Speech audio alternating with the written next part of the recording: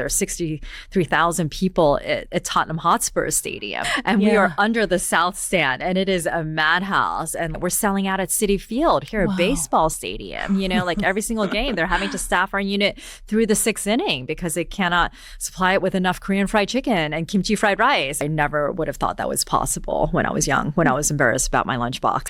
I'm Sujin, and this is Alchemy Social. In this episode, I sit down with Judy Joo, the face of Korean food worldwide, a best-selling cookbook author, and the first female Iron Chef UK. Today, she's also the force behind Seoul Bird, a global restaurant brand famous for its Korean fried chicken. Do you have a feeling in mind that you want the consumer to experience when they eat your food, when they see your spaces now? If somebody takes a spoonful of gochujang in Kansas and like throws it into their spaghetti sauce, that's a success for me. So Korean fried chicken's also been nicknamed like eggshell chicken or sandglass chicken because you're looking for that crack. You want that crack and that crunch, right? Oh, and fair warning, this episode will definitely leave you hungry. What gave you courage? So I was like selling stocks. I'm like white knuckling it, I'm like, gosh, so it is that type of comfort with risk, but fearlessness, like, I'm going to do it. I'm going to go for it. Like this is it. So now it is do or die time for me. you know? I love this conversation because like me, Judy started off on a conventional career path and like me decided to walk away from it all. Do you remember a moment or an experience where you had that realization? When I was in finance and I was working gazillion hours a week, I just got really burnt out and I was like, you know what, I'm going to quit. And I knew what I wanted to do though. Like I knew I wanted to go into the wild world, this wacky world of food. I'm so glad you're here. Hit subscribe so we can stay connected, and let's dive into this conversation of Alchemy Social.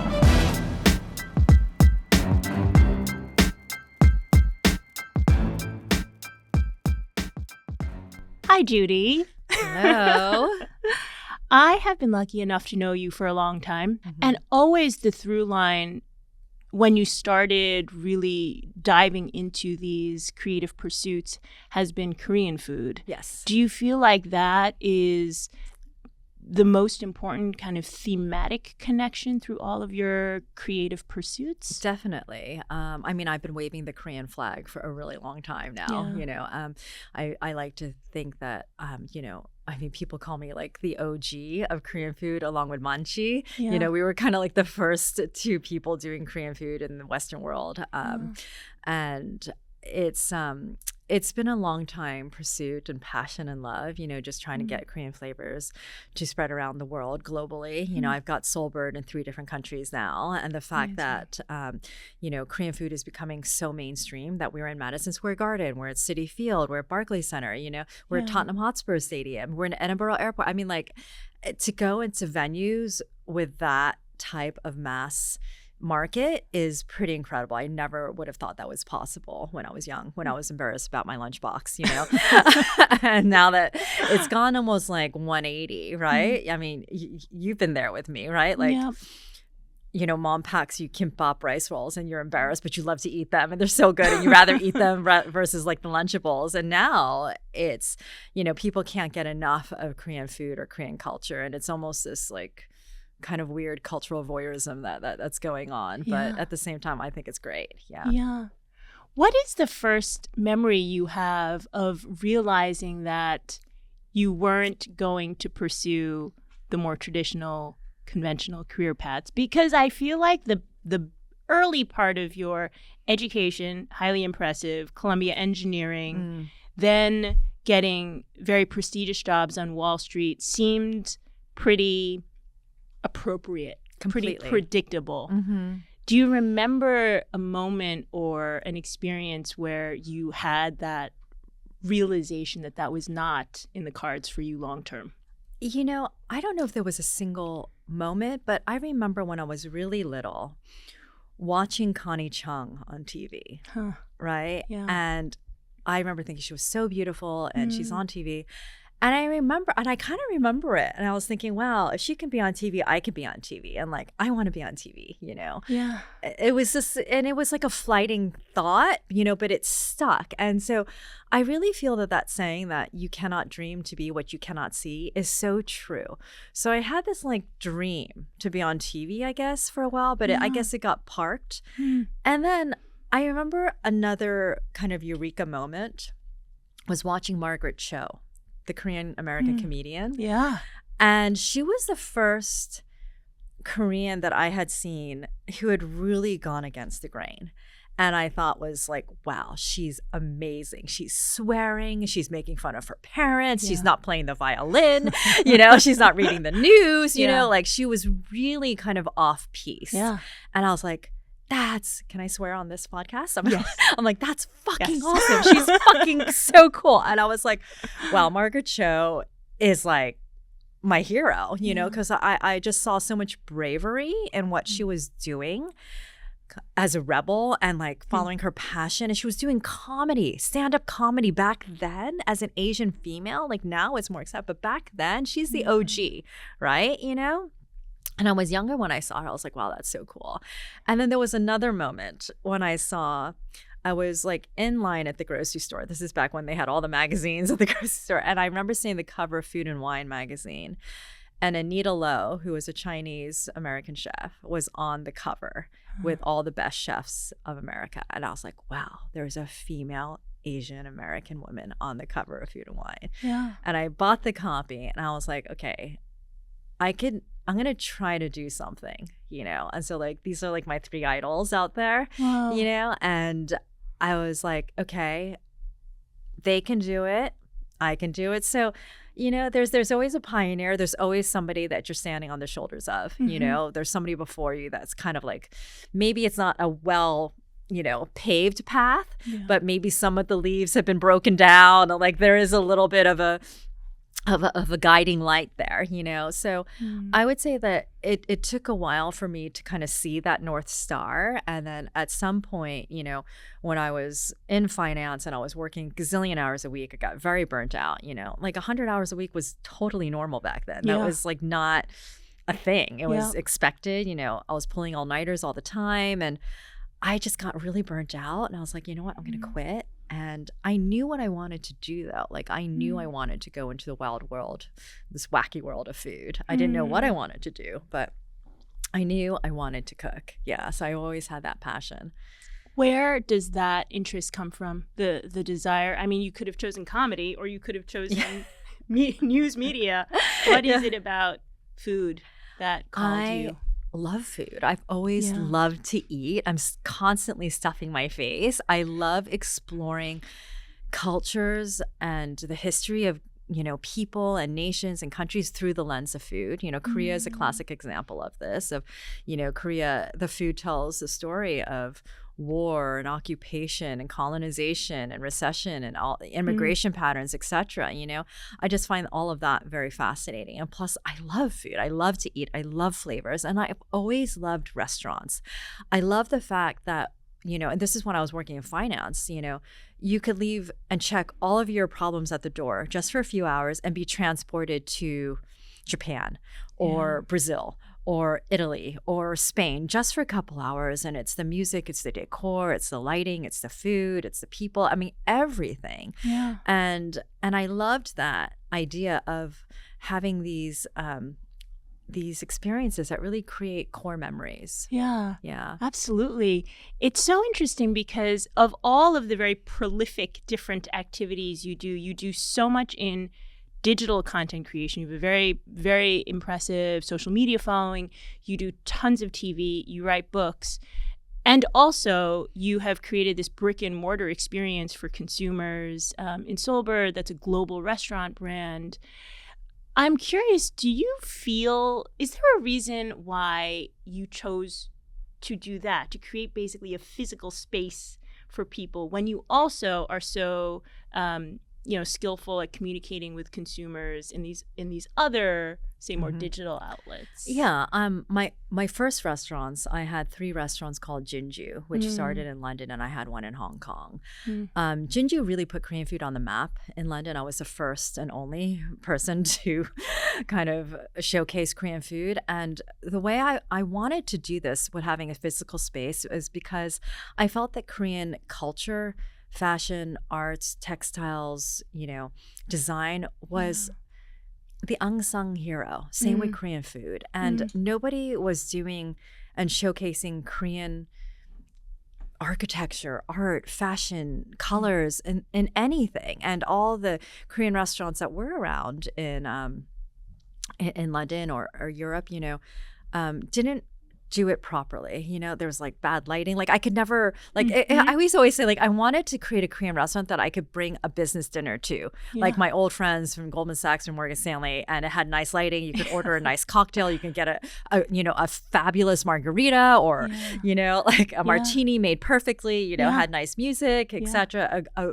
A really great experience, in terms of service, and not just like, fluorescent lighting, your food's thrown at you, nobody speaks English, the menu's sticky, all these things, it's like hodgepodge of furniture, so I went all in on the design, and we actually won my first location. We won the Bar and Restaurant Design Award for Best Standalone Restaurant, which I was amazed by. It was my first restaurant that I actually designed with my architect. But, and I made it kind of reflect my background. So it felt like Korea meets like New York warehouse. I had exposed brick. I had, kind of like graffiti, but done in a very Korean aesthetic, with the old calligraphy of like cranes and stuff on that brick, So it was like traditional art that's usually done on like beautiful rice paper, but like, kind of done on like exposed, like gritty brick from like New York, like old school New York. Cool. I had metals mixed with like celadon fabrics, that beautiful like jade color, etc.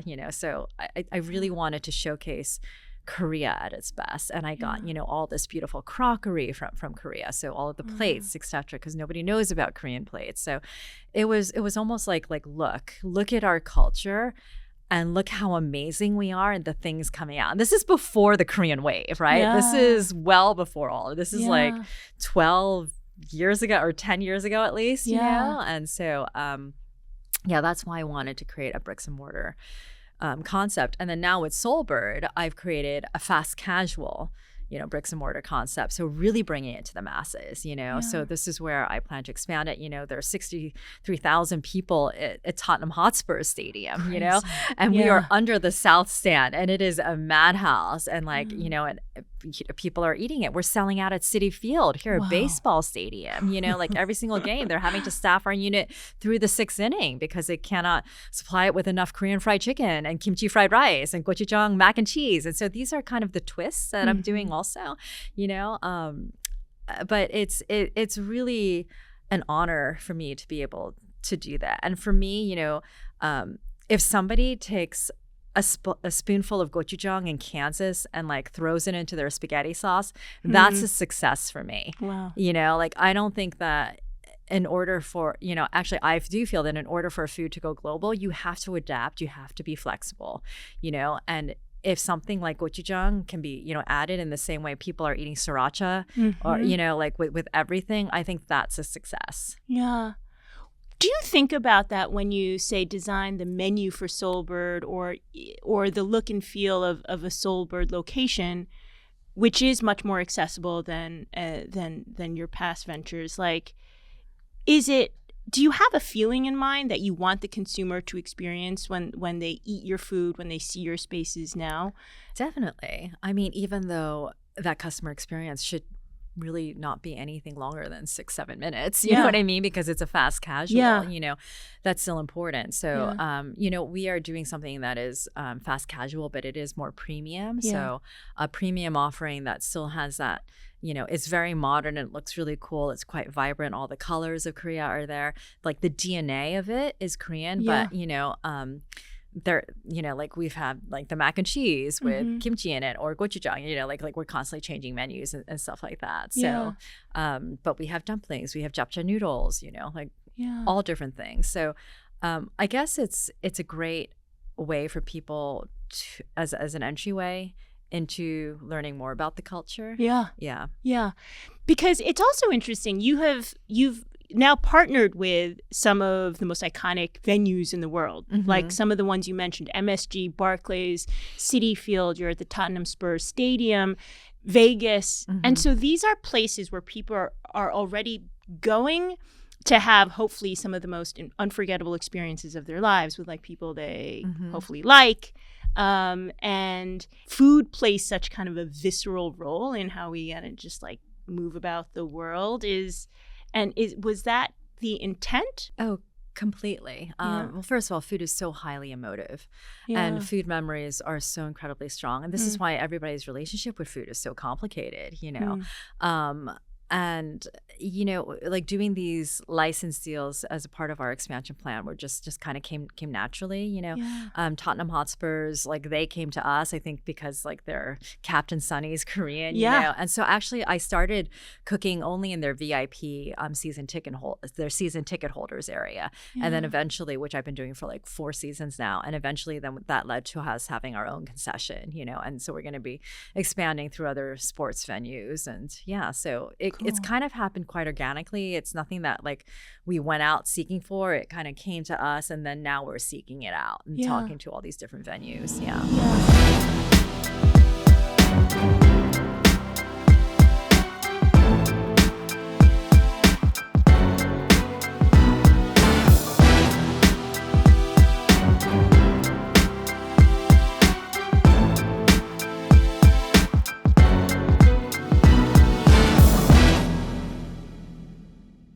What is a detail that you think about specifically for Seoul Bird that other people might not be aware of that you feel is very important for either the experience that someone has or the menu or the look and feel?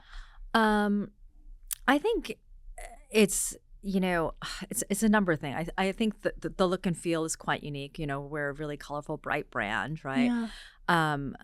And I love some of our design elements, you know, like I've taken, you know, the Hwatu gambling cards, you know, so like it's kind of, Koreans were like always in charge of all the gambling, you know, particularly in Japan, like pachinko, all this stuff, right?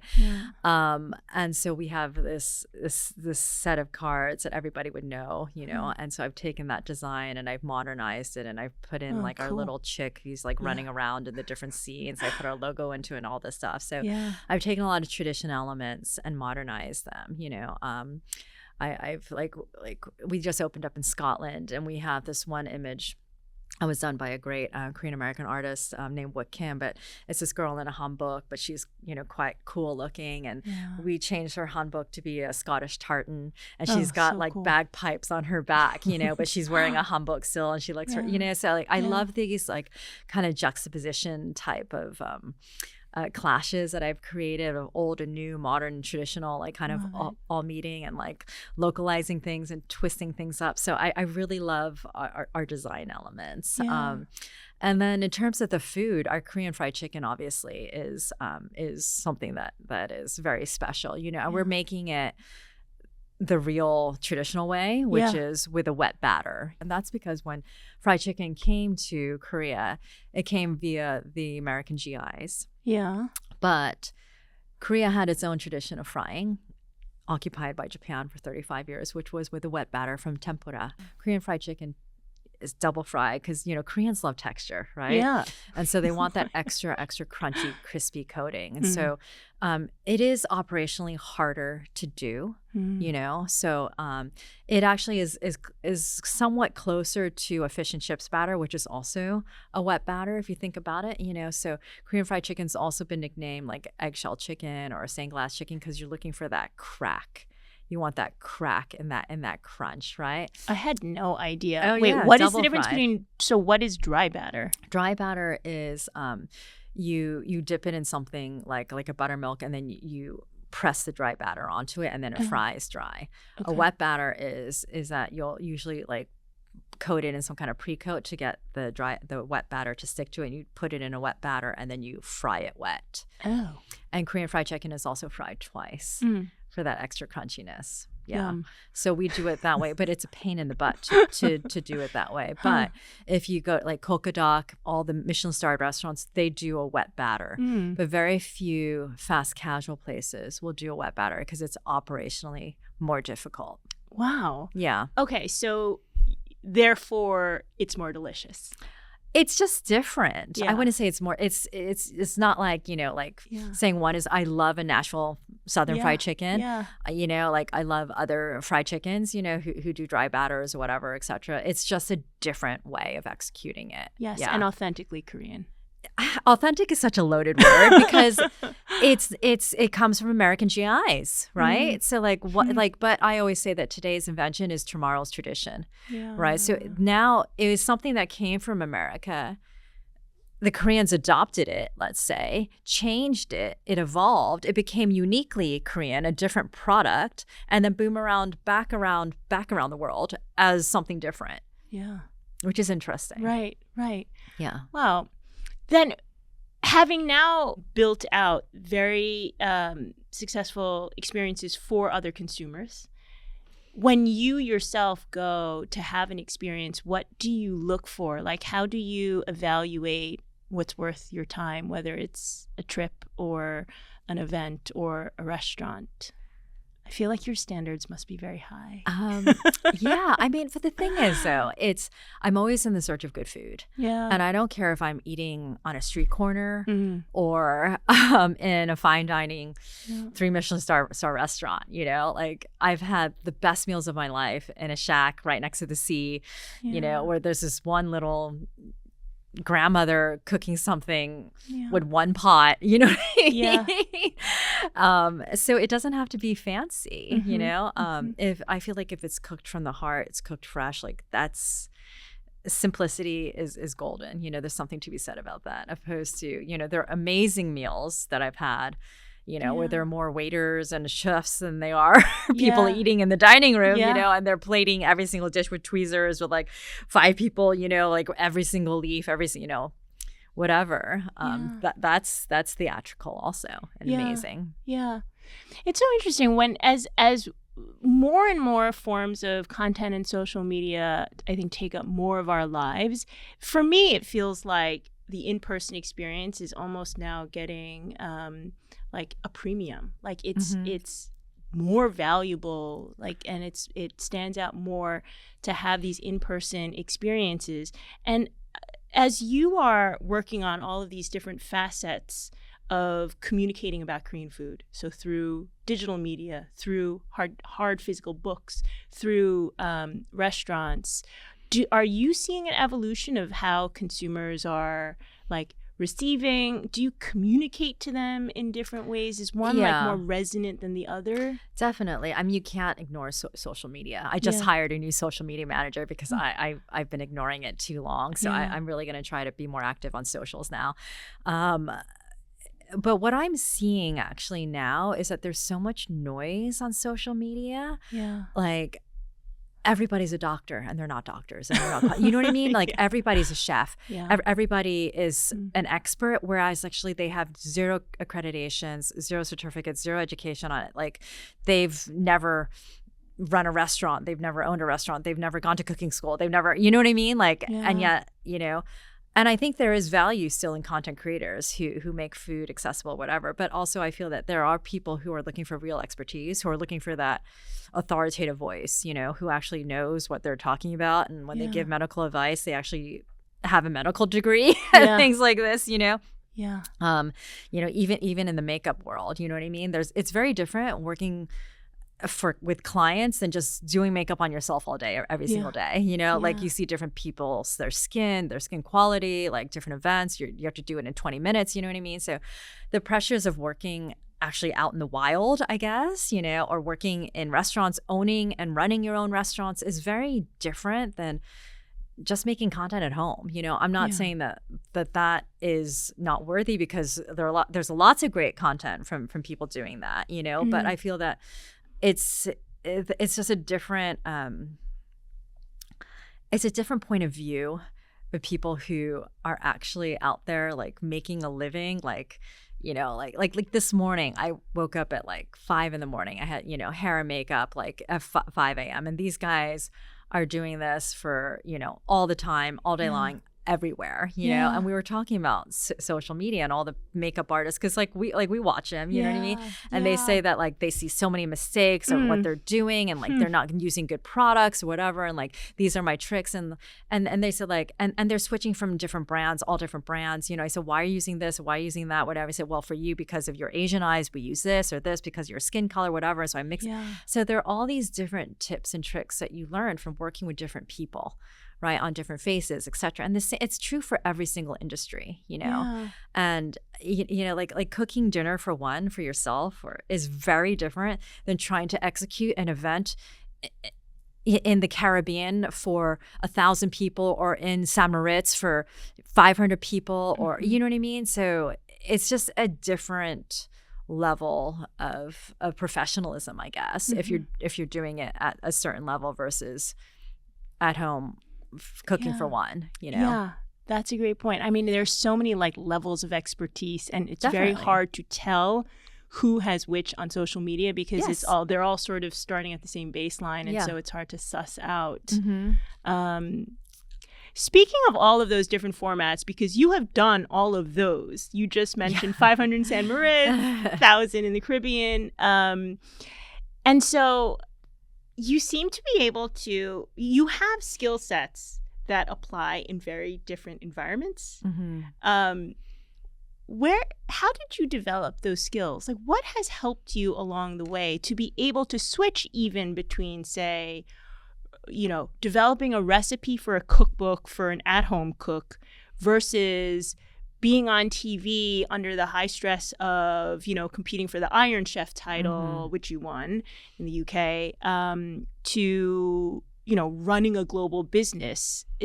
Is there, do you feel like it was academic training that has been really helpful? Like, where do the skills come from? Because it seems very multifaceted. It is, and I consider myself quite lucky, because I'm using every single one of the hats that I've been trained for in my current job. I was an engineering major, and designing restaurants, it's all operations research, industrial engineering. And that was my major, right? It's efficiency design and process flow. Like designing a restaurant's like designing a city, right? Wow. What is the back of house journey? What is the front of house journey? Where do you put this? Like, where's the efficient, what material do you use? Is this going to stain? How is it going to chip? How easy is it going to clean? Are the chairs comfortable but not too comfortable? Are they going to rip? Are they all of these things, music, acoustic engineering, lighting, etc. All of this is engineering. It all comes back to engineering and supply chain, etc. It's all operations, right? And then there's also the business side of it, right? So having worked in finance, at the end of the day, it is a business. You have profit, loss. You have to be able to understand that. And the fact that I can actually model out a business model and forecast it, and with seasonality, et cetera, like with all different types of assumptions, like if I have 45 covers versus 55, what does that mean? If I'm open 5 days a week or 7 days a week, if I'm open one more hour, if all of that, I think, has helped tremendously. And I think, being the engineer, I think being an engineer is just a great background for everything, because the kitchen is a laboratory. It is a science, and so testing recipes and developing recipes, it gives you that type of sensibility. What are the controls? What are the variables? If you use a spoon, a spatula, or a whisk, you'll come out with 3 different products, the type of fat, oil, butter versus lard. I mean, protein content in flours, etc. Do you bake something low and slow or fast and furiously? I mean, it all matters, and that's all science. All science. I love that, because I think that one of the most intimidating and scary things that people confront when they're stuck in a job they don't love, and they wish that they can transition, but it's very intimidating, is that they think, I've been doing this for so long, whether it's finance or law or just whatever it is that they're doing, and they want to become an author, or they want to, start a fashion brand, and they're like, but I've been doing like this, and that is not this, so I can't do that because it's going to be impossible. And what you're saying is that actually All of your skills are highly transferable. transferable in almost like the most unexpected ways, which is kind of a beautiful thing. Yeah. Completely. Yeah. So that's very encouraging. If you park that aside, which is like skills, then I think you have the other part, which is probably like the key thing, which is the fear part of it. You gave a commencement address in 2018 at Columbia University. Very exciting. I rewatched it. Oh, you're so It's like sweet. such a great speech. It's quite timeless. Thank you. But you touched on even then fear as an important topic, and something that I think you described as an amazing kind of inspirational force if you're able to harness it, if you're able to like transform fear into kind of a motivating force. Do you remember in early days how you went about that? Because I imagine that first transition was one of the scariest ones, like leaving a very prestigious finance job and like entering kind of like the wild, wild west of kitchens and hospitality. Like, what gave you courage? You know, I think it's there's also something to be said of just like blind naivete. I think also because like if you don't really know what's behind the curtain, you're not as scared, I guess. And so I feel that just don't overthink it, I guess. And I just kind of didn't overthink things, and I was like, okay, I'm gonna go for this. I have no idea what it's going to lead to. I mean, never in a million years did I think I'd be doing what I'm doing now, you know. But I was like, I'm going to throw everything at it and let's see what happens. You know, there was no plan. There was no, I don't know. I was like, the worst thing comes to worst, I'll just go back to finance. You know what I mean?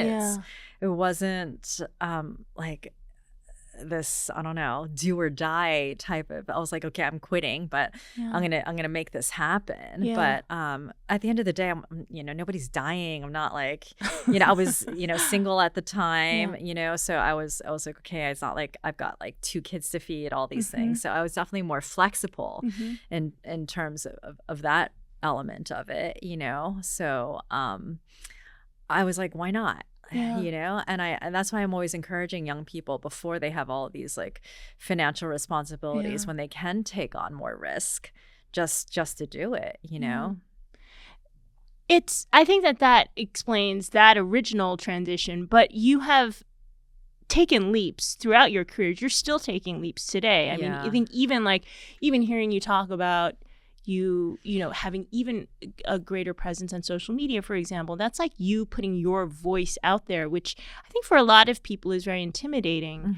Do you feel like there is still fear in your life that is a factor in like kind of shaping your next decision, or a fearlessness? Definitely. I think there's both. As an entrepreneur, you have to be comfortable with risk, period. Because you're constantly betting on yourself, you know, like you know, wiping the sweat off your brow. I mean, I just bought back most of my company, literally, from my 2 investors. So now it is do or die time for me. you know? So I was like selling stocks. I'm like white knuckling it. You know, I'm like, gosh, you know. So it is that type of comfort with risk, but fearlessness. You know, like I'm going to do it. I'm going to go for it. Like this is it now. You know, as well as confidence, I would say. You know, you got to believe in yourself. You got to believe in your product, and that you can do it, because this is it, right? Where does that come from? It's definitely something that I have grown into myself. You know, I'm 50 now, right? And so I'm definitely not the kind of like, you know, wallflower that I was maybe in my teenage years or something. So I think it's something that I was taught maybe at a young age, is just to kind of go for it and to believe myself. I think sports helped a lot with that. I always think that, you know, playing sports teaches you so much. You know, it teaches you how to work with people. It teaches you got to, you know, especially, and also playing instruments. Practice makes perfect. You know, this probably performing. Yeah, performing, etc. You know, being on that field, like playing the piano, being on stage, whatever it is.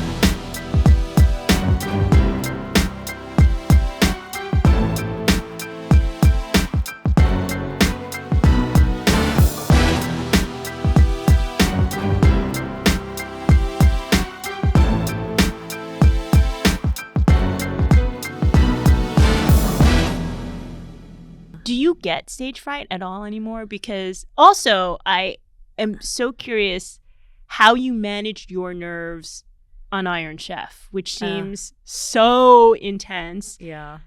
And generally, do you ever get stage fright when you're either about to post a reel or about to step onto the Today Show or Good Morning America or on your new show, House of Knives? Like, do you get jitters? Not so much anymore. Okay. Like the live television, I've been doing it so much and for such a long time. Like Today Show, I've been doing that for over 10 years, over 15 years, you know, so I kind of step on and do my thing and walk off, you know. I just came off of Good Day New York this morning. And, you know, because of my new book, I've been doing, you know, Good Morning America, Today Show, like all of that stuff. And I'm kind of a seasoned pro at that now. I will say, though, the commencement speech at Columbia, my stomach was like in knots that day. Really? Because I've never done a crowd of that many people live. You know, television, you're just talking to a screen. They're not there, right? You know, so even though it's millions of people or whatever, like you don't see them. You're talking down a lens, right? Like a black screen. This is 6,000 people live in front of you, you know? And so there was so much pressure, you know, to, first of all, to write a speech that was memorable. Because I was thinking, I have no idea. I couldn't even remember who spoke at my graduation, you know? To be funny, to be witty, to be, you know, to speak with meaning, to actually, you know? So I spent a long time writing that. And, but I was like, I was so incredibly nervous, you know?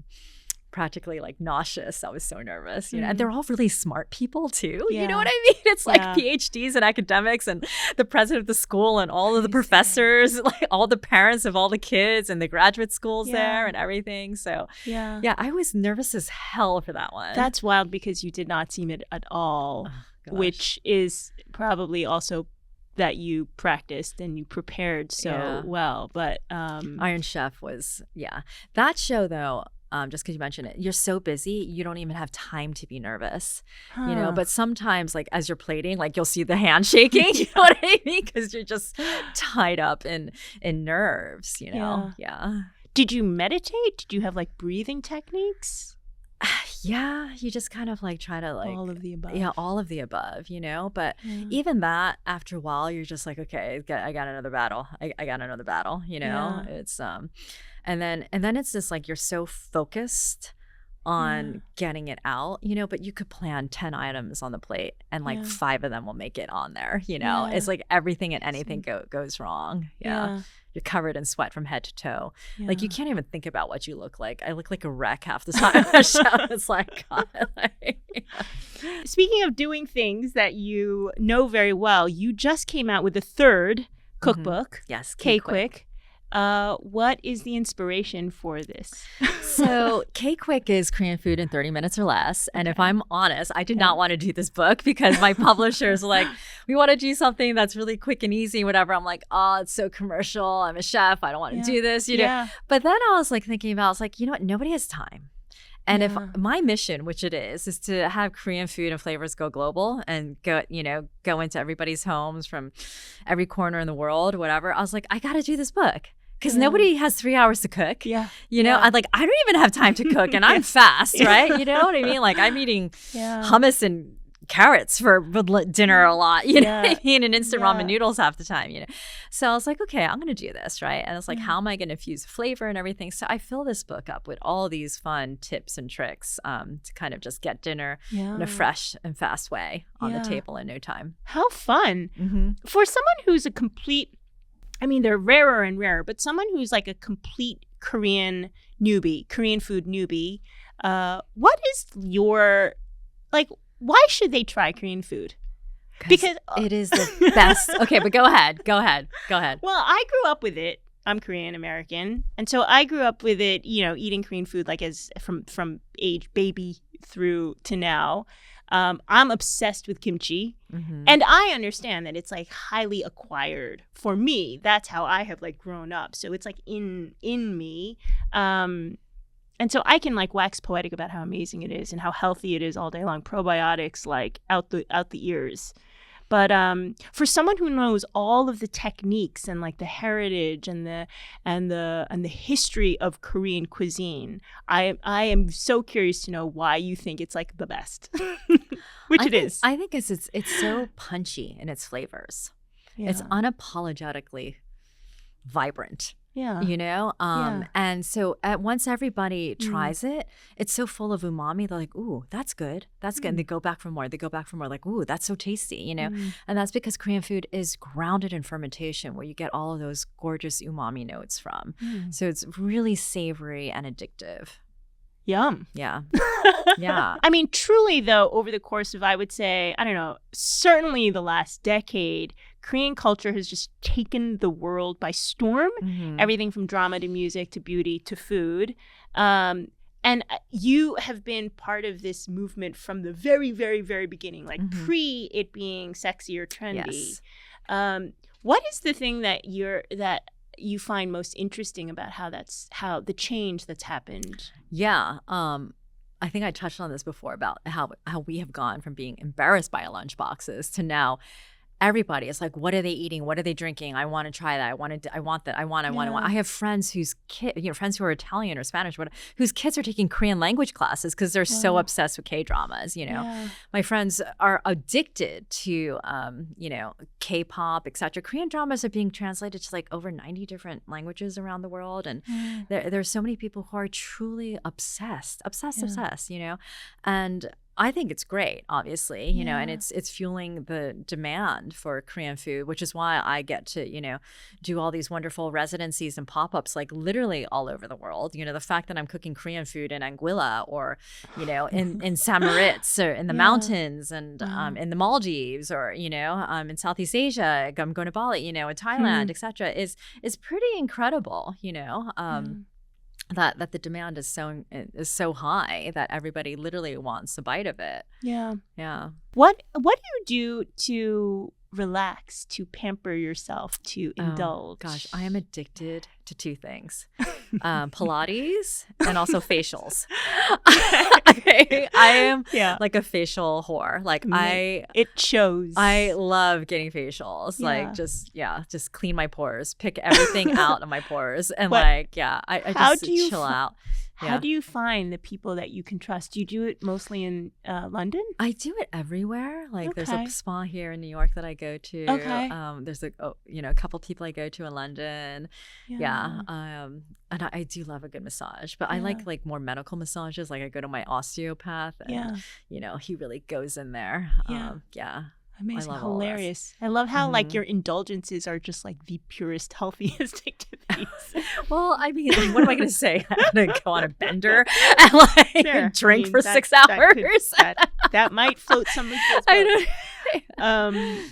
What is a favorite travel experience that really stands out? And why? Patagonia, I would say. Actually, two things: Patagonia and the Arctic Circle. Okay, amazing.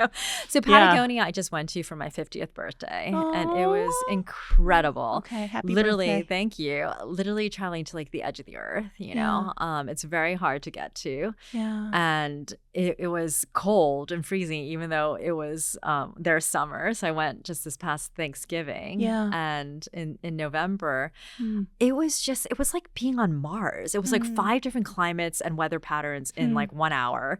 We hiked our butts off, like literally 4 hours uphill, 4 hours downhill. Amazing. The most stunning views. It was absolutely beautiful. Like the nature was incredible. You know, like you're seeing glaciers, you're seeing tundra, you're seeing fields, you're seeing pine forests, everything.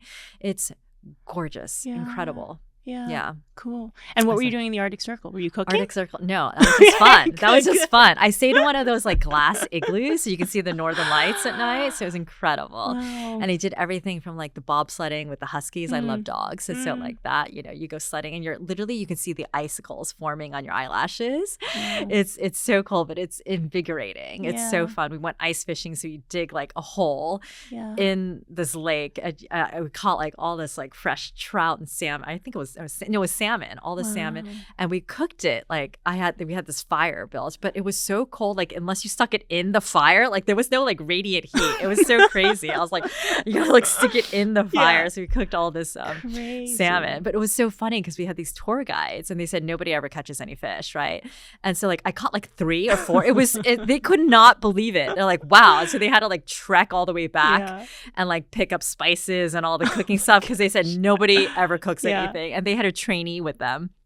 And the guy was like telling the trainee, like, this never happens. Like, you don't understand what you're saying. You attracted all of the exactly. Fish so under I the cooked ice. Lunch for everybody and everything. So that was amazing. And obviously, like the Northern Lights, and we also did like snowshoeing. It was beautiful and everything. Like when I say there's snow everywhere, it's like even like the trunks of the tree are all white. Like it's crazy. It's crazy. It's literally all white. And then sunset and sunrise is like the same. It's like 24 hours of daylight. Yeah.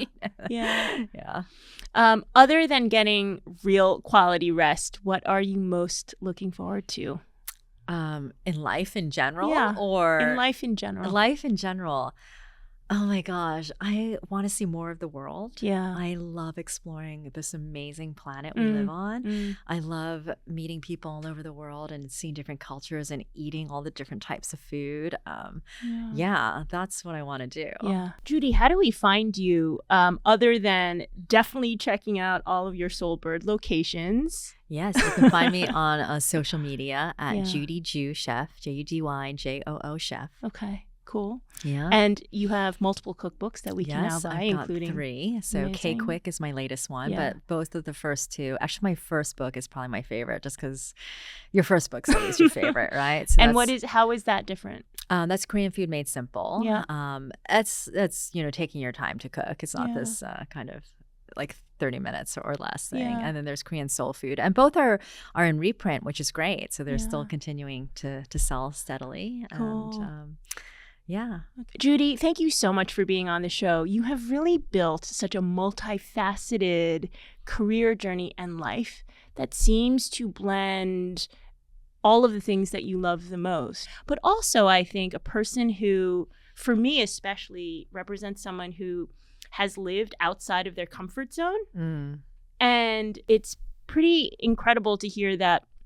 I mean, to witness that some of the heroes that inspired you when you were so young, like you have become that for me and for so many, I think, people who are interested in food and Korean culture, but also just in reinventing themselves and creating a non-traditional, really satisfying career path. So thank you for working so hard to bring all of that to life for us. Thank you so much for having me. And peace, love, and eat more kimchi. We will. Thank you. Thank you. I hope you enjoy this conversation, and let's stay connected, so subscribe for updates.